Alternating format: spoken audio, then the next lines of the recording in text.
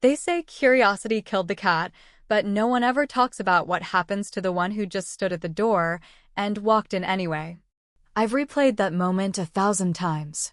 The knock, the smile, the casual invitation that didn't feel like anything at the time. Just a polite offer. Just a friendly face I'd seen around the house more times than I could count. It wasn't supposed to mean anything. And yet, here I am, still haunted by what I saw, what I felt, and what I almost allowed myself to become. It started off as just another quiet afternoon. The kind where the house feels too big and too quiet. My husband was away, as usual, buried in meetings, phone calls, and whatever else men like him used to avoid being home. And Eli, my stepson, had gone out with friends for the weekend. The house was empty. Or maybe I was just starting to feel it more than usual.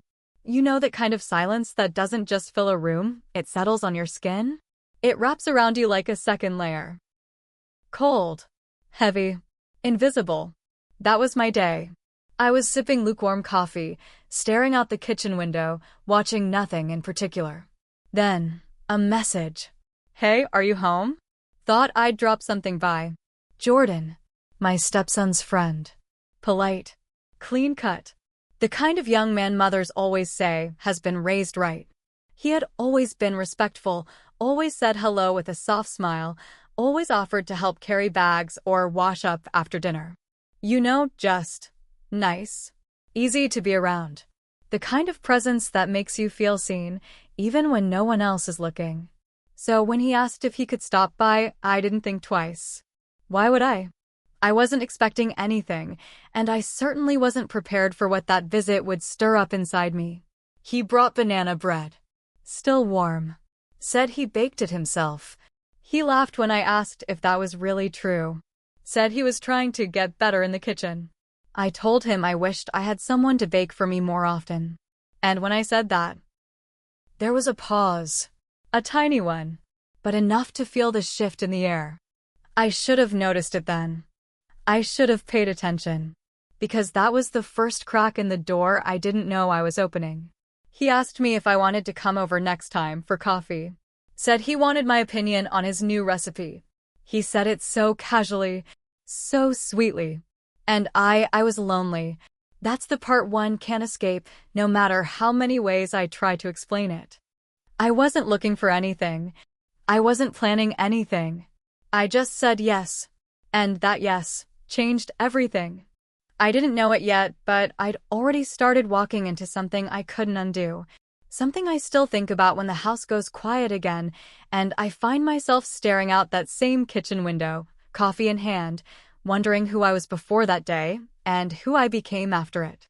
So, if you're here to judge me, I understand. But if you've ever found yourself caught between silence and attention, between a cold bed and a warm smile, then maybe you'll understand me too. Because some stories don't begin with passion. They begin with neglect. And sometimes, the most dangerous feelings come wrapped in kindness. Subscribe to Heartfelt Tales Unfold, because the deepest stories often hide behind the simplest moments. I'm in my early 40s. I don't feel old, but I don't feel young anymore either. Somewhere in between. That quiet, blurry middle space where people stop asking how you are, because they assume they already know. I've been married for 8 years. My husband, Mark, is a good man. At least, that's what I used to tell myself. He works hard, provides, does everything a husband should do. But somewhere along the line, we stopped talking. Not the kind of silence that comes after a fight, but the kind that creeps in slowly, like fog rolling over a field. Quiet. Thick. Heavy. He started coming home later. Taking more trips. Always tired. Always somewhere else, even when he was sitting right beside me. I stopped asking questions after a while. Stopped expecting anything. It was easier that way. Eli is his son from a previous marriage. 17 now. Still figuring out who he is. He's a good kid, smart, sarcastic, glued to his phone like most boys his age. We get along well enough. He doesn't talk much. But I see the way he watches his father disappear into the background, just like I do. We never say it out loud, but I think we both feel it. That ache when someone's there, but not really present. And then, there's Jordan. 19. Eli's best friend. He's been around the house for a couple years now, always polite, always respectful. There's something different about him, though. Something quiet. Watchful. Like he sees more than he lets on. He doesn't talk just to fill silence. He listens. At first, I thought it was just good manners. The way he greeted me. The way he offered to help clean up after dinner. The way he laughed softly at my jokes, even the ones that weren't funny. But then there were little things I started noticing. The way he'd linger after Eli went upstairs. The way his eyes didn't just look at me, they studied me. Not in a disrespectful way, no. In a way that felt intentional. One time, I was struggling with grocery bags, and he rushed over to help. His hand brushed mine when he took the bags. It was nothing. And yet, it wasn't. I remember how warm his touch felt, how close he stood, how he looked at me and said, "You shouldn't have to do this alone." I laughed it off, but the words stayed with me. They stayed with me when Mark canceled dinner again. They stayed with me when I sat alone at the table, staring at 2 empty chairs. They stayed with me in the quiet moments, the ones no one ever sees. The house felt colder lately, not from the weather, but from the silence that filled every hallway my husband used to laugh in. There were pictures on the wall of better times, but even they felt faded now. Like memories that belonged to someone else. I didn't know it then, but something was beginning to shift. Not in a loud, dramatic way, but slowly. Softly, the way a tide changes direction beneath your feet. And Jordan was at the center of it. Not because he did anything wrong. Not because I did. But because something inside me was already starting to unravel. And I was too tired, too lonely, to stop it. It was a Friday afternoon when Eli left for his school trip. He was excited, more than usual. Maybe because it meant freedom. Maybe because it meant getting away from this quiet house for a while. I smiled when he waved goodbye, but the moment the door closed, the silence came back. It wrapped itself around the living room, crept into the kitchen, and pressed against my chest like it always did. I tried to stay busy. I did the dishes, wiped down the counters even though they were already clean, rearranged a drawer that didn't need rearranging. But eventually, I just sat down. Coffee in hand, lukewarm again, watching the sunlight fade through the window. That's when my phone buzzed. "Hey, are you home?" It was Jordan. "I have something for Eli. Just dropping it off." I texted back, "Sure, swing by." It felt innocent. Normal. He'd been over 100 times before. I didn't think twice. When he showed up, he had a small paper bag in one hand and a warm smile on his face. He handed me the bag, said it was just some snacks Eli had left behind at his place. Then he paused, looked me in the eyes, and said, "I baked banana bread this morning. Tried a new recipe. Thought you might like it." I laughed. "You bake now?" He smiled, trying to. "You should come by. Just for tea. No pressure. Just wanted to see what you thought. Just for tea. Just banana bread." Just a simple invitation from a boy I'd known for years. I opened my mouth to say no. I really did, but the words didn't come. Instead, I found myself saying, "Maybe." He nodded like he already knew I would. That night, I couldn't sleep. I kept hearing his voice in my head. "Just tea. Thought you might like it. It was harmless, right? Just tea. Just a friend of my stepson. Just someone being kind." But loneliness is strange. It distorts things. Softens the edges of decisions that should be sharp.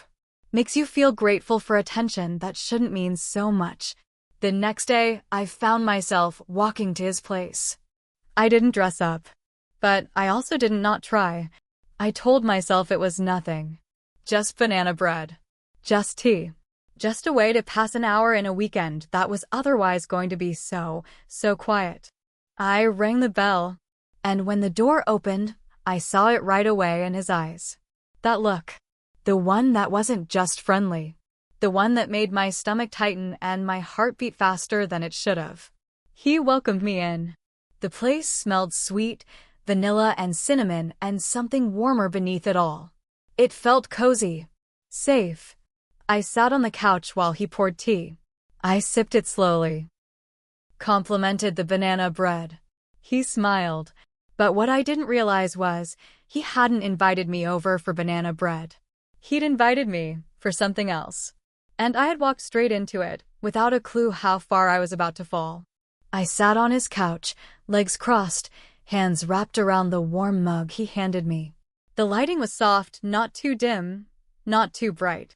Just enough to make the room feel like a pocket of quiet in a world that never stops buzzing. There was music playing, low and calm. The kind that drifts into the background and melts into your thoughts without you noticing. The tea was my favorite blend. I hadn't told him that. He just remembered.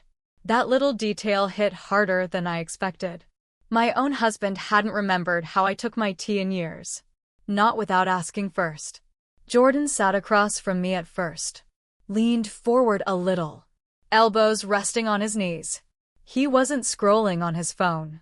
He wasn't distracted. He was just there. Fully there. Watching me. Not in a hungry way. Not yet, but in that deep, undivided way. Like I mattered. Like I was interesting. Like he wanted to know what was going on behind my eyes. And I found myself talking. Not about anything important, but more than I'd spoken all week. About the weather. A book I was reading. A show I'd half-watched. He listened. Asked questions. Laughed at the right moments. Nodded when I needed silence. It felt easy.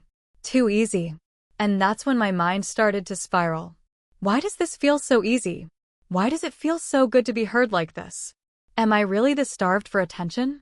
I told myself I wasn't doing anything wrong. We were just talking.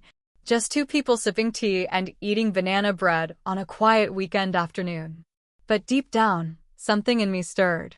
And I hated that it felt good. Because it wasn't about Jordan. Not entirely. It was about what I hadn't felt in so long. Seen. Wanted. Alive. I looked at him, and I didn't see a teenager or my stepson's friend. I saw someone who looked at me like I mattered. Like I still had something left inside me worth noticing. And then I felt the guilt creep in. Mark's face flashed in my mind. The last time we fought. His voice sharp and tired. You're always so damn sensitive lately. I'm trying to keep this house running and all you do is complain. And me, standing there, fists clenched. You're always away. And even when you're here, you're not. He didn't answer that. He just walked out. Like he always does. Like silence is easier than truth. And here I was now, sitting in someone else's home, sipping tea with a boy who listened better than the man who swore to love me. I told myself this was still okay. I'm not doing anything wrong, yet. But there was a heat under my skin I couldn't ignore. A buzz in the air I couldn't shake. Every glance Jordan gave me felt like a question. Every smile felt like a step toward something I wasn't sure I could take back. I should have left right then. I should have stood up, thanked him, and walked out the door. But I didn't, because part of me didn't want to, and that part scared me more than anything. I didn't realize how long I'd been there until I glanced at the clock on the wall. What was supposed to be a short visit, a polite tea and a slice of banana bread, had turned into hours. But I didn't want to leave. And I wasn't pretending anymore. Something about the way he looked at me, listened to me, spoke to me, it cracked something open inside. Something I'd been holding together for far too long. I laughed. Really laughed.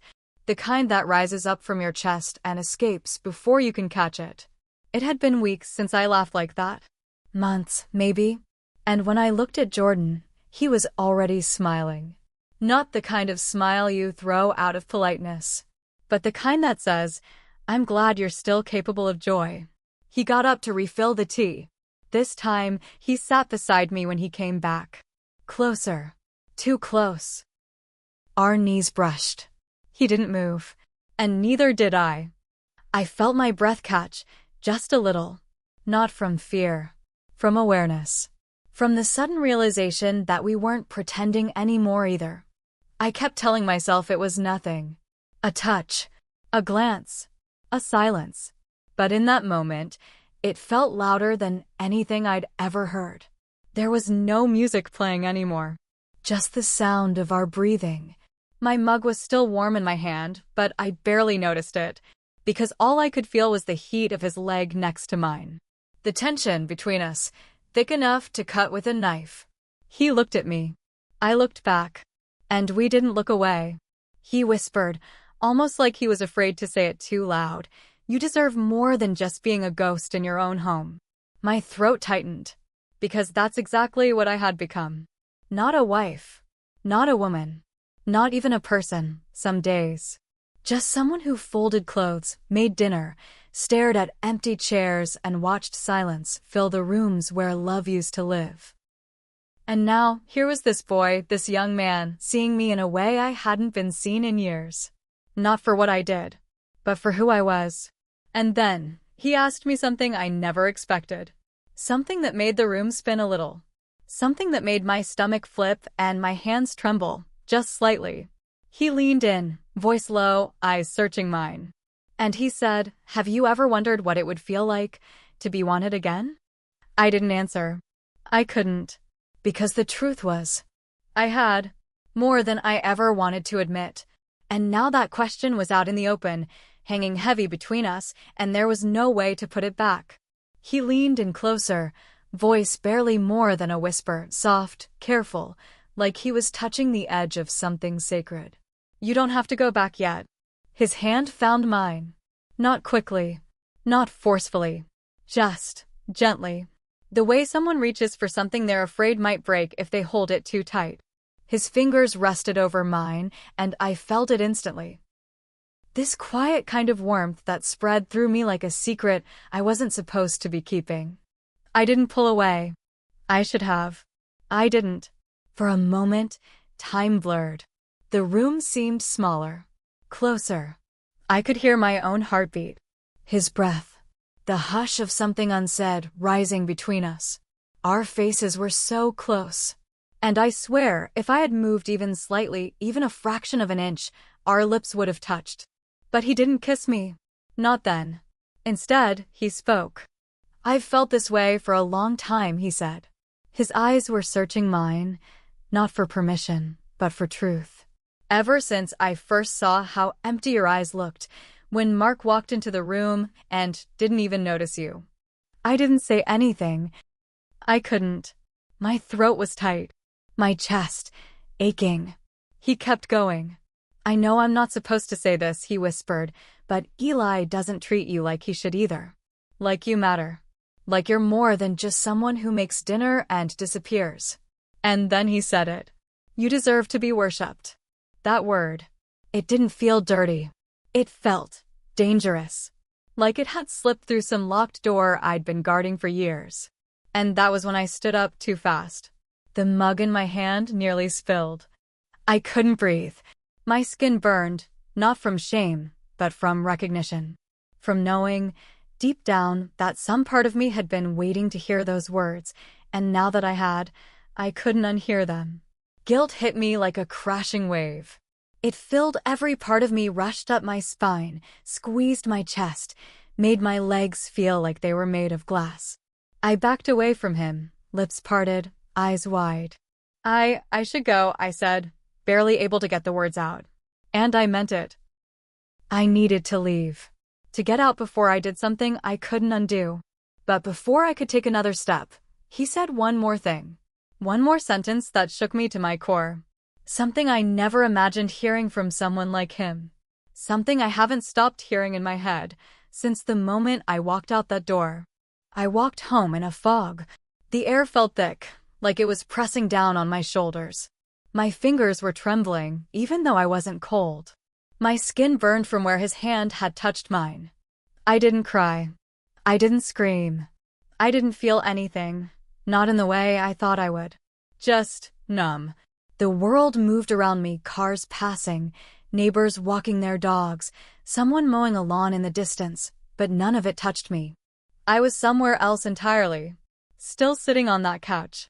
Still hearing his voice in my ear. You deserve to be worshipped. That night, I couldn't sleep.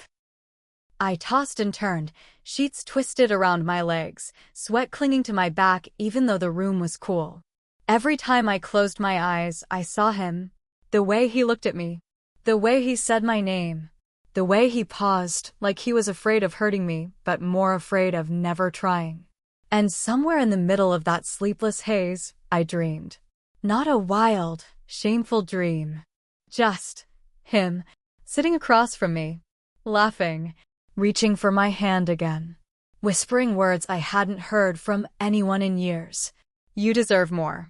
When I woke up, the sunlight felt cruel. The silence of the house even worse. I tried to pretend nothing had happened. I cleaned. I overcooked breakfast. I scrolled mindlessly through my phone. I avoided mirrors. And then Eli came home.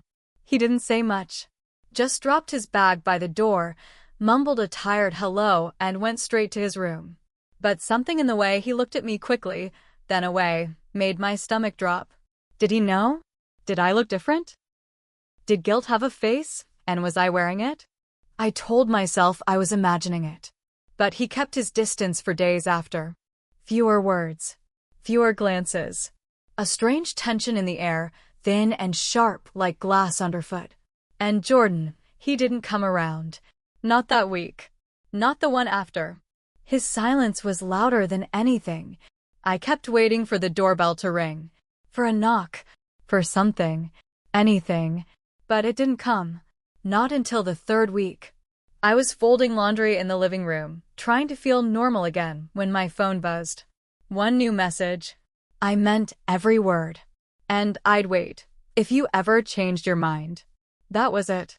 No pressure. No guilt. Just a line in the sand.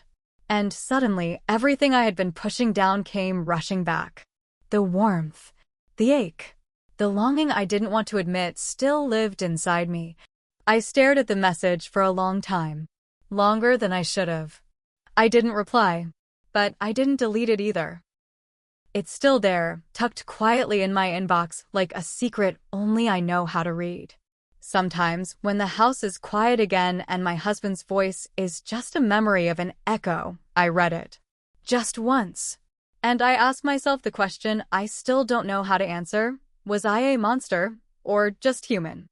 I replay that moment more than I care to admit. Not the entire afternoon. Just the part where our hands touched. Where our knees brushed. Where his eyes met mine and everything inside me paused, and then started racing. It plays like a loop some nights. A slow, haunting reel of something that almost was. I didn't cross the line. Not physically. But sometimes, I wonder if that even matters. Because if you're holding someone else in your thoughts, if your body's at the dinner table but your heart is sitting on someone else's couch, sipping tea and feeling seen, isn't that a kind of betrayal, too? I never told Mark. I never said a word. There wasn't a moment that felt right. And deep down, I think I knew there would never be one. Because how do you confess something you can't fully name?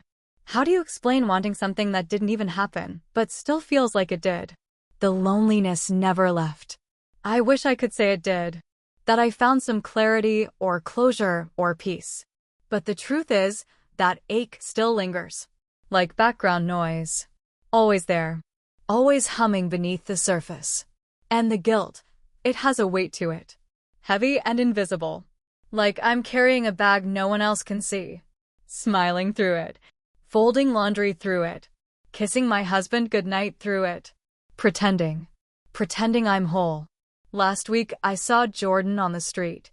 I was walking back from the grocery store. My hair was messy. I hadn't planned to see anyone. But there he was across the road, hands in his pockets, head tilted slightly like he'd just been waiting for me to look up. And when I did, he smiled. Not a big, showy grin. Just a small, knowing smile. Soft and warm and familiar. My heart fluttered. Not wildly. Not recklessly. Just enough to remind me it was still there. Still alive. Still capable of feeling something it wasn't supposed to. I didn't wave. I didn't cross the